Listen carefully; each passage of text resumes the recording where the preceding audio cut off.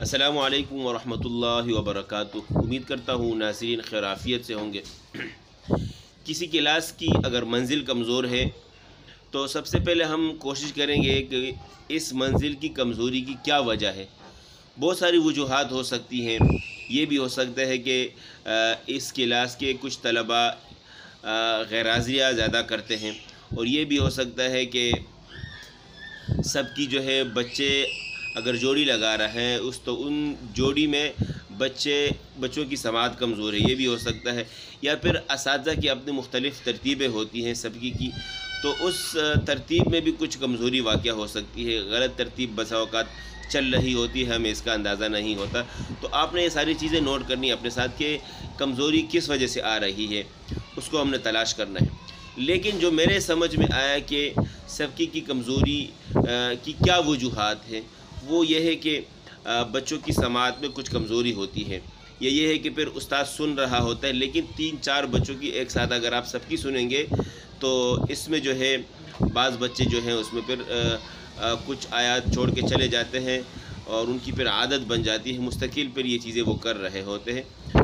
تو بہترین اس کی ترتیب یہ ہے کہ جس طریقے سے اگر تمام بچوں نے سبق سنا لیا ہے، اب سبق کے بعد لازمی بات ہے سب کی باری ہے، ہر کسی کی اپنی ترتیب ہوتی ہے، لیکن آپ یہ ترتیب قائم کریں کہ سبق سنا لینے کے بعد آپ بچوں کے ذہن میں پہلے سے یہ بات بٹھائیں کہ سبق سنانے کے بعد آپ نے اٹھنا ہے اور ایک لین سے بیٹھ جانا ہے۔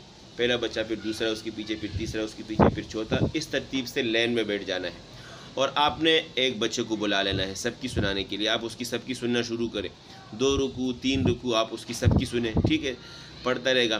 ساتھ پھر آپ دوسرے بچے کو بھی قریب میں بٹھا دیں کچھ فاصلے پہ، تاکہ ان کی آواز آپس میں نہ ٹکرائے۔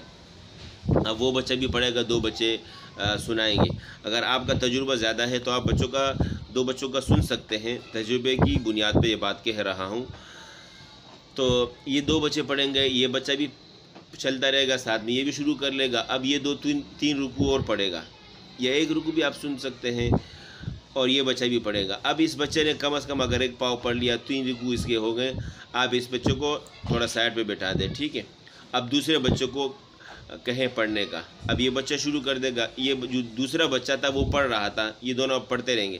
اس بچے کا 1-2 رکوع زیادہ ہو گیا، اب اس بچے کو آپ اس بچے کے ساتھ جوڑی میں لگا دیں۔ جس بچے کا پڑھا ہو وہ سنے گا، اور دوسرا اس کو سنائے گا۔ اس ترتیب سے پھر ایک اور بچے کو آپ بلائیں، اس کا بھی 2 رکوع 3 رکوع سنیں۔ اچھا، اس میں ایک بات کا خیال رکھیں کہ آپ ان بچوں کو اس بات پر آگاہ نہ کریں کہ استاد نے بس 2 رکوع ہی سننے ہیں یا 3 رکوع سننے ہیں۔ آپ درمیان میں ایسا کر سکتے ہیں کہ پورا آدھا پارہ بھی سن سکتے ہیں، یا پوری جو سب کی ہے 3 پاؤ ہے، 1 پارہ سب کی ہے، وہ بھی سن سکتے ہیں۔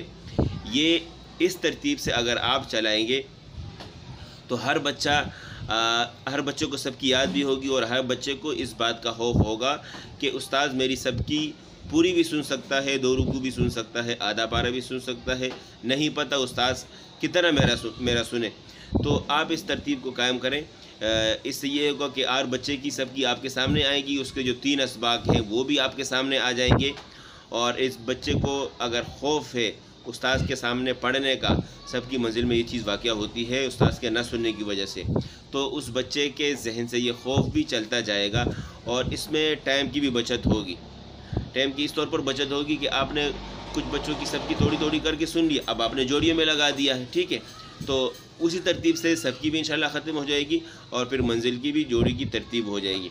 آخر میں یہ بات کہوں گا کہ سب کی ختم ہو گئی ہے، اور منزل بھی بچوں کی ختم ہو گئی ہے، سنا لی ہے، فارغ ہو گئے، 11 بجے فارغ ہوئے، 12 بجے فارغ ہوئے، جو بھی آپ کی ترتیب ہے، یا زور کو فارغ ہوئے، تو آپ نے ان میں سے ایک سوال لازمی کرنا ہے، کم از کم ہر بچے سے ایک سوال کرنا ہے، اور سننا کتنا ہے وہ آپ کی ثوابدید پر ہے۔ آپ رکوع سنیں، 16 لائن سنیں، 15 لائن سنیں، لیکن 10 سے آپ کم نہ سنیں، تو انشاءاللہ آپ دیکھیں گے کہ کم ہی وقت میں آپ کی کلاس میں بہتری آئے گی۔